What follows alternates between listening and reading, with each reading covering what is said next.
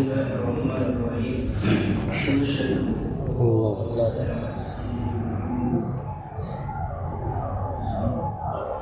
لحمد عمر بن الخطاب رضي الله تعالى عنه الشجاعية.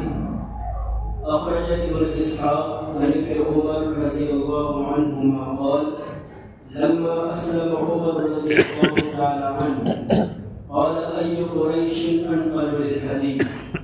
فقيل له: جميل بن معمر الجمحي. فقضى عليه. قال عبد الله: فغدوت أتبع أثره وأنظر ما يفعل، وأنا غلام أعقل كل ما رأيته، حتى جاءه فقال له: أعلمت يا جميل أني أسلمت ودخلت في دين محمد صلى الله عليه وسلم؟ قال: فوالله ما راجعه حتى قام يجر رداءه واتبعه عمر واتبعته أنا، حتى قام على باب المسجد صرخ بأعلى صوته: يا معشر قريش وهم في أنديتهم حول الكعبة، ألا إن ابن الخطاب قد صدق. قال: يقول عمر من خلفه كذب، ولكني قد أسلمت وشهدت أن لا إله إلا الله وأن محمدا رسول الله. وثاروا إليه فما برح يقاتلهم ويقاتلونه حتى قامت الشمس على رؤوسهم. قال: وطلح فقعد وقاموا على رأسه وهو يقول: افعلوا ما بدا لكم، فأحلف بالله أن لو قتلنا 300 رجل لقد تركناها لكم أو تركتموها لنا. قال: فبينما هم على ذلك إذ أقبل شيخ من قريش عليه حلة حرة وقميص موشم حتى وقف عليه، فقال: ما شأنكم؟ فقالوا: سواء عمر. قال: رجل اختار لنفسه أمرا فماذا تريدون؟ أترون بني علي يسلمون لكم صاحبهم هكذا؟ قالوا: عن الرجل. قال: فوالله لكأنما كانوا ثوبا كشف عنه. قال: فقلت لأبي بعد أن هاجر إلى المدينة: يا أبت، من الرجل الذي زجر القوم عنك بمكة يوم أسلمت وهم يقاتلونك؟ قال: ذاك أي بني العاص بن وائل الصديق. ہم فاروق اعظم کے اسلام کے بارے میں تو واقف ہیں، اور اسی طرح دین اسلام کو جن لوگوں نے اور جن صحابہ نے شروع کے اندر اپنایا تو انہوں نے اس دین کی خاطر کتنی تکلیفیں اور مشقتیں اٹھائی ہیں ہم واقف ہیں۔ خاص طور پر جن صحابہ کی کسی نے پشت پناہی نہیں کی اور ان کی مدد کرنے والے کوئی نہیں تھے، ان کے بارے میں تو ہم واقف ہی ہیں کہ انہوں نے بہت زیادہ مشقتیں اٹھائی، لیکن فاروق اعظم جیسے بہادر اور اسی طرح عرب کے اندر ان کی بہادری کا لوہا مانا جاتا تھا، لیکن پھر بھی انہوں نے جب اسلام کو اپنایا اور دین کو اپنایا تو ان کو بھی مشقتیں جھیلنی پڑی۔ اور اسی کے مطابق یہاں نقل کیا ہے کہ حضرت عمر بن الخطاب رضی اللہ تعالی عنہ کا مشقتوں کو برداشت کرنا، ان کے صاحبزادے حضرت عبداللہ ابن عمر انہی سے امام ابن اسحاق نے اس روایت کو نقل کیا ہے۔ حضرت امام ابن اسحاق تخریج کرتے ہیں عبداللہ ابن عمر رضی اللہ تعالی عنہ سے، وہ فرماتے ہیں کہ جب حضرت عمر رضی اللہ تعالی عنہ اسلام لائے تو انہوں نے پوچھا کہ قریش میں سب سے زیادہ باتوں کو نقل کرنے والا کون ہے؟ یعنی ایسا ہوتا ہے ہمارے سماج میں کوئی بات ہو تو اس کا بات پہنچ جائے تو پھر پورے معاشرے کے اندر چرچا ہو جاتا ہے۔ تو حضرت عمر چونکہ اسلام لے آئے تھے تو اپنے اسلام کو ظاہر کرنا تھا، اس لیے انہوں نے اس طرح پوچھا کہ ایو قریش اجمل للحدیث، کہ قریش کے لوگوں میں سب سے زیادہ باتوں کو نقل کرنے والا کون شخص ہے؟ تو فاروق اعظم سے کہا گیا کہ جمیل بن معمر الجمحی، یہ شخص لوگوں کی باتوں کو جلدی مجمع تک پہنچا دیتے ہیں۔ یہ بعد میں یہ بھی اسلام لے آئے ہیں، اس وقت تک وہ مومن نہیں تھے، بعد میں اسلام لانے کے بعد غزوہ حنین کے اندر بھی شریک ہوئے ہیں اور خود فاروق اعظم کی خلافت ہی کے اندر ان کا انتقال ہوا، تو اس وقت وہ اسلام نہیں لائے تھے۔ فاروق اعظم سے کہا گیا کہ جمیل بن معمر الجمہری، یہ باتوں کو زیادہ ذکر کرنے والے. فقضا علیہ، چنانچہ صبح کے وقت فاروق اعظم اس کے پاس تشریف لے گئے. اور عبداللہ حضرت عبداللہ ابن عمر فرماتے ہیں کہ میں بھی صبح کے وقت ان کے پیچھے پیچھے چل دیا. تاکہ میں دیکھوں کہ وہ کیا کرتے ہیں. لانظر ما یفعل، اور میں بچہ تھا لیکن ہر وہ چیز جو میں دیکھ لیتا تھا سمجھتا تھا. یہ ان کے بچپنے کی بات تھی، لیکن وہ کہتے ہیں کہ میں جو کچھ بھی دیکھ لیتا تھا تو میرے ذہن میں وہ بات بیٹھ جاتی تھی. یہاں تک کہ فاروق اعظم جمیل بن معمر کے پاس تشریف لائے. فقال له، چنانچہ فاروق اعظم نے ان سے فرمایا علمت یا جمیل، اے جمیل کہ آپ کو معلوم ہے کہ میں اسلام قبول کر چکا اور میں محمد صلی اللہ علیہ وسلم کے دین میں داخل ہو چکا. اور عبداللہ ابن عمر فرماتے ہیں کہ اللہ کی قسم ما راجعہ، جمیل بن معمر نے آپ کو کوئی جواب نہیں دیا. حضرت عمر کی بات سن کر کوئی جواب نہیں دیا، یہاں تک کہ اپنی چادر کو گھسیٹتے ہوئے چل دی. حتی قام یجر رداءہ، اور فاروق اعظم بھی ان کے پیچھے چلے اور میں بھی ان کے پیچھے چلا. یہاں تک کہ جمیل بن معمر مسجد الحرام کے دروازے کے پاس کھڑا ہو گیا اور بلند آواز سے چیخنے لگا کہ ایک قریش کی جماعت جو کعبہ کے ارد گرد اپنی مجلسوں کے اندر بیٹھے ہوئے تھے.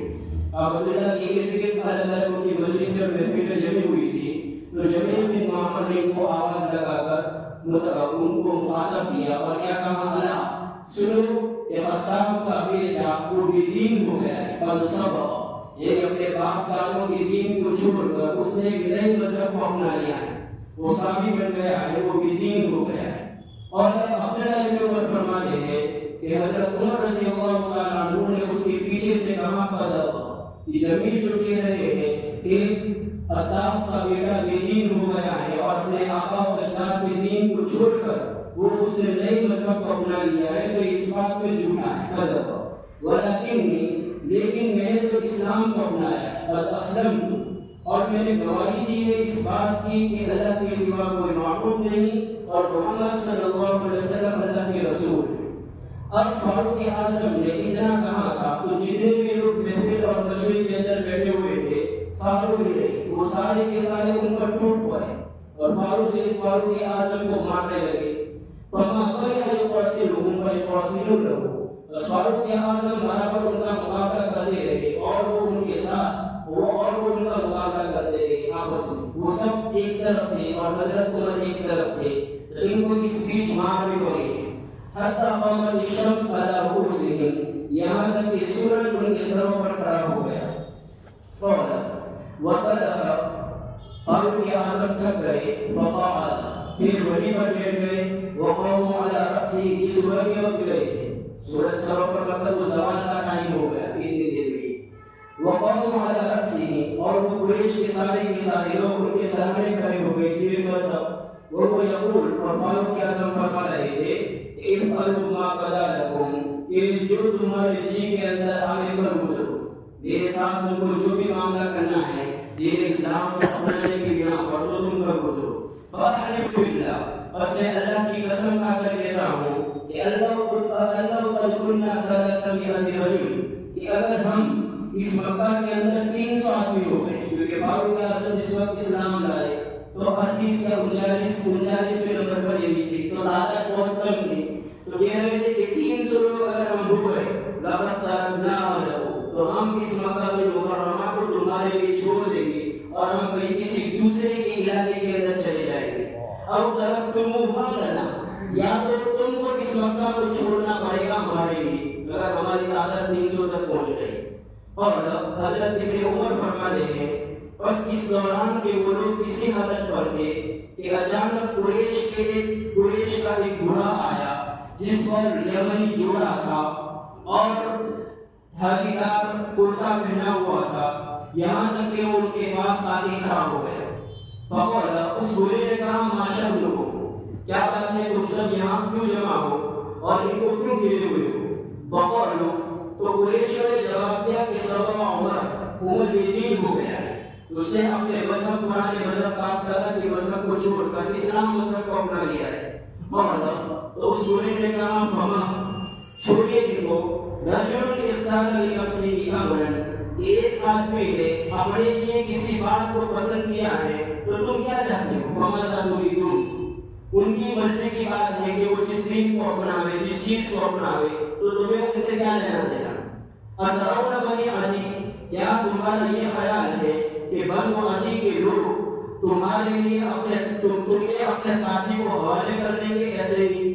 یعنی اس گورے نے کہا کہ تم ان کے اوپر حملہ کر رہے ہو اور اسی طرح چاروں طرف سے ان کو گھیرے ہوئے ہو، تو بنی عدی فاروق اعظم کا قبیلہ تھا، تو کیا تمہیں یہ لگتا ہے کہ اگر ان کو کچھ ہو گیا تو یہ ان سے ان کا بدلہ نہیں لیں گے اور تمہیں ایسے ہی چھوڑ دیں گے؟ خلو عن الرجل، اس آدمی کا راستہ چھوڑ دو۔ اور حضرت ابن عمر فرماتے ہیں اس برے میاں کی بات سن کر اللہ کی قسم وہ ایسا ہو گئے گویا کہ ان پر ایک کپڑا تھا جو ان سے چھن گیا، مطلب اس کی بات سنتے وہ سارے کے سارے ہٹ گئے اور فاروق اعظم کے ساتھ جو ان کا برتاؤ تھا وہ سب ختم کر کے اپنے اپنے گھروں کی طرف روانہ ہو گئے۔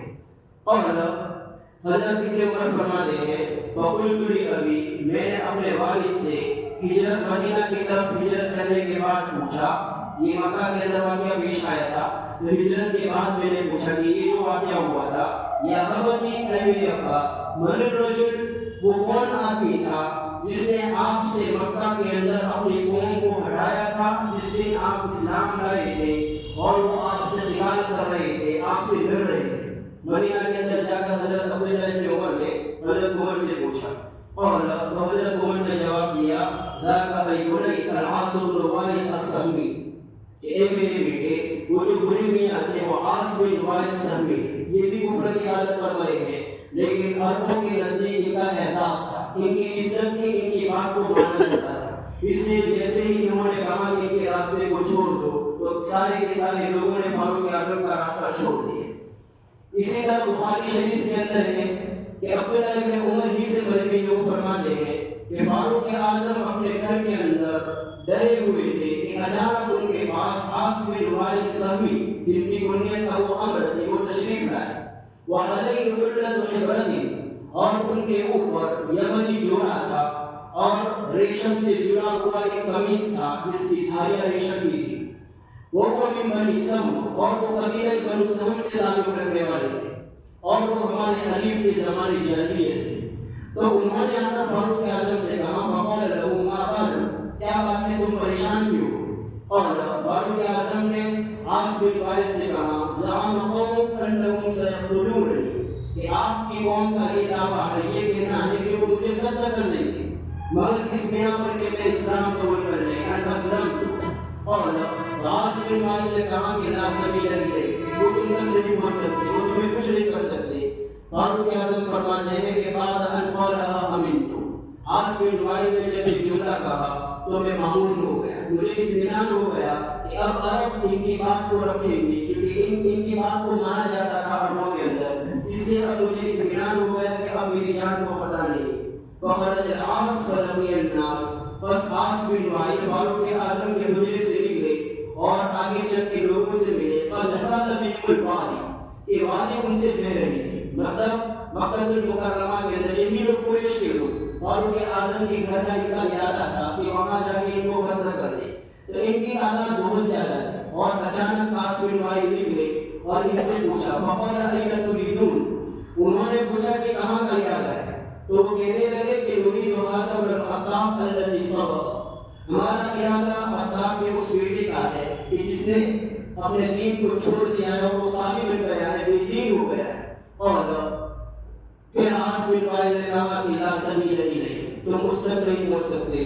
فقر الناس، ان کی اس بات کو سننے کی وجہ سے تمام کے تمام لوگ اپنے اپنے گھروں کی طرف لوٹ گئے اور وہاں سے انہوں نے اس وادی کو خالی کر دیا۔ یہ جو ہم بار بار سنتے ہیں کہ اسی دین کے خاطر بارہم حضرت بلال رضی اللہ تعالیٰ عنہ، خباب بن ارد، انہی صحابہ کے واقعات ہماری زبانوں پر ہوتے ہیں، انہوں نے بھی بہت ساری قربانیاں دی ہیں، لیکن اور بھی صحابہ ہیں جنہوں نے اس دین کے خاطر مشقت اور اسی طرح قربانیاں دی ہیں۔ تو فاروق اعظم جیسے کہ جن کا خاندان ایک بڑا اونچا خاندان مانا جاتا تھا اور عرب کے اندر ان کا لحاظ کیا جاتا تھا. خود فاروق اعظم یہ بڑے بہادر اور دلیر سمجھے جاتے تھے. کیونکہ اسلام کے بارے میں آپ کو پتا ہے کہ یہی اللہ کے نبی کو قتل کے لیے چلے تھے. اور اللہ کے نبی کے قتل کی جو بڑھانے ہوئی تو ابو جہل نے جو 100 اونٹ رکھے تھے کہ جو بھی محمد بن عبداللہ کا سر لے کر آئے گا تو میں اس کو 100 اونٹ انعام دے دوں گا. تو یہی فاروق اعظم کا انتخاب ہوا. تو آپ اندازہ لگا سکتے ہیں کہ عربوں کے اندر بھی مطلب کا لوہا مانا جاتا تھا, ان کی بہادری کا چرچا تھا. پھر ہم ان کا واقعہ سنتے ہیں کہ وہی راستے کے اندر نعیم بن عبداللہ کی ملاقات ہوئی اور پھر انہوں نے ان کے رخ کو ان کے بہن کے گھر کی طرف موڑ دیا. لیکن ان کے پیچھے بھی, ان کے اسلام کے پیچھے بھی اللہ کے نبی کی دعا کا اثر تھا. جیسے ابھی بتایا گیا مغرب کے بعد کہ دعوت اس کے ساتھ دعا یہ دونوں کا جوڑ ہے. صرف ہم لوگوں کے اندر دعوت کرتے تھے اور اللہ کے سامنے گریا گزاری نہ کرے تو اس سے کوئی فرق نہیں پڑے گا. حضرت عمر کے اسلام کے بارے میں عام طور پر اس کا ظاہری سبب یہ بتایا جاتا ہے کہ نعیم بن عبداللہ کی جو راستے کے اندر ملاقات ہوئی کہ ان کے بہن کے گھر گئے اور خباب بن عرب کے ان کو دار ارقم کی طرف لے کر گئے اور وہی اسلام لائے. لیکن اس کے پیچھے اللہ کے نبی کی دعا تھی. آپ نے خانہ کعبہ کے پاس رہ کر دعا کیجیے اللہ تبارک و تعالیٰ سے کہ 2 عمروں میں سے ایک عمر کے ذریعے اسلام کو طاقت اور قوت عطا ہوا. ایک عمر عمر بن ہشام تھا ابو جہل اور دوسرے عمر بن الخطاب رضی اللہ تعالیٰ عنہ. ان دونوں کے بارے میں دعا کی تھی. اور پھر خاص طور پر فاروق اعظم کے بارے میں قبول کی ہوئی. تو ابن اساکیر کے حوالے سے مولانا ادریس صاحب خانجر میں لکھا ہے کہ وحی کے ذریعے آپ کے دل پر نشر ہوا کہ ابو جہل کی مقدر کے اندر ایمان نہیں ہے. تو پھر آپ خاص طور پر حضرت عمر کے بارے میں خاص طور پر عمر بن الخطاب کے بارے میں دعا کر رہے تھے کہ اللہ تعالیٰ ان کو کیا ہے اسلام کی دولت سے سرفراز کر کے اسلام کو قبول کرو. پھر وہی راستے کے اندر جا رہے تھے. اس راستے کے اندر ایک عجیب واقعہ پیش آیا ہے. نعیم بن عبداللہ کا جو بعد کا واقعہ ہے حضرت عمر فرماتے ہیں کہ جب میں ارادے سے نکل رہا تھا ارادے سے تو راستے کے اندر میں نے چند لوگوں کو دیکھا کہ وہ ایک بچے کو ذبح کرنے کے لیے لے کر کھڑے ہوئے ہیں اور ابھی خیال نہیں کیا تھا کہ میں نے وہاں قوم کے پاس کھڑے رہ کر دیکھا کہ اس بچے کے پیٹ کے اندر سے کوئی آدمی آواز دے رہا. کیا آواز دے رہا ہے؟ یا آل ذریح امر نجیب رجل یسیر بلسان فصیح يدعو إلى شهادة أن لا إله إلا الله وأن محمدا رسول الله. ایک ذریح کے اولاد حضرت عمر سے ان کو دیکھ کر یہ کہا کہ ایک کامیابی والا عمل ہے امر نجیب کہ جس کو تم اپنا لو گے تو دنیا کے اندر بھی کامیاب ہوگے اور آخرت کے اندر بھی کامیاب ہوگے. اور اس کامیابی کی بات کو لے کر کون کھڑا ہوا ہے؟ رجل یسیر کہ جو فصیح زبان کے اندر لوگوں سے چیخ چیخ کر کے رہا ہے اور ایک اللہ کی وحدانیت کی طرف بلا رہا ہے اور ایک رسول کی رسالت کو ماننے کی طرف بلا رہا ہے. یہ اس بچے کے پیٹ سے ایک آدمی کی شکل کے اندر فاروق اعظم فرماتے کہ مجھے آواز آئی. میں سمجھ گیا کہ مجھے سے کہا جا رہا ہے. لیکن پھر وہ فرماتے ہیں کہ میں نے اس کو کیا ہے زیادہ اس کی طرف توجہ نہیں دی اور میں اپنے یاد کے بعد آگے چلتا گیا اللہ کے نبی کو رسول اللہ قتل کرنے کے لیے. پھر راستے کے اندر نعیم بن عبداللہ کی ملاقات ہوتی ہے اور پھر آگے کا واقعہ آپ کو پتا ہے. تو یہ فاروق اعظم تھے لیکن انہوں نے بھی اس دین کے خاطر کیا ہے مشقتوں کو جھیلا ہے. اس لیے ہم بھی تھوڑی بہت جو مشقتیں آ جاتی ہیں تو دین کے خاطر جھیلے. اللہ تبارک و تعالیٰ ہو سکتا ہے کہ اسی کو قیامت کے دن نجات کا ذریعہ بنائے.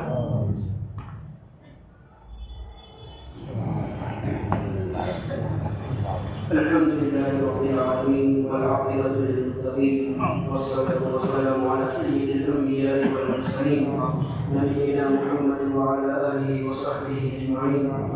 اللهم ربنا ظلمنا أنفسنا وإن لم تغفر لنا وترحمنا لنكونن من الخاسرين. لا إله إلا أنت سبحانك إني كنت من الظالمين. لا إله إلا أنت سبحانك إني كنت من الظالمين. اللهم اغفر لنا ما قدمنا وما أخرنا وما أسررنا وما أعلنا وما أنت أعلم به منا. أنت المقدم وأنت المؤخر لا إله إلا أنت. اللهم صل على محمد صلاة تنجينا بها من جميع الأضرار والآفات وتقضي لنا بها جميع الحاجات وتطهرنا بها من جميع السيئات وترفعنا بها عندك أعلى الدرجات وتبلغنا بها أقصى الغايات من جميع الخيرات في الحياة وبعد الممات إنك على كل شيء قدير. اللهم إنا نسألك فعل الخيرات وترك المنكرات. اللهم إنا نسألك فعل الخيرات وترك المنكرات. اللهم إنا نسألك فعل الخيرات وترك المنكرات. اللهم إنا نسألك حبك وحب من يحبك وحب عمل يبلغني إلى حبك. اللهم إنا نسألك حبك وحب من يحبك وحب عمل يبلغني إلى حبك. اللهم ربنا آتنا في الدنيا حسنة وفي الآخرة حسنة وقنا عذاب النار وقنا عذاب القبر وقنا عذاب الحشر وقنا عذاب الفقر وقنا عذاب الدين واحشرنا يوم القيامة مع المتقين مع الأبرار. اللهم اغفر لنا ولوالدنا ولأساتذتنا ولمشايخنا ولأقاربنا ولأحبابنا ولأزواجنا ولذرياتنا ولمن له حق علينا ولمن أوصانا بالدعاء ولجميع المؤمنين والمؤمنات والمسلمين والمسلمات. اللهم إنا نسألك الخير لكل مسلم ومسلمة. اللهم إنا نسألك الخير لكل مسلم ومسلمة. اللهم إنا نسألك الخير لكل مسلم ومسلمة. اللهم إنا نسألك من خير ما سألك منه نبيك وحبيبك محمد صلى الله عليه وسلم ونعوذ بك من شر ما استعاذك منه نبيك وحبيبك محمد صلى الله عليه وسلم وأنت المستعان وعليك البلاغ ولا حول ولا قوة إلا بالله العلي العظيم برحمتك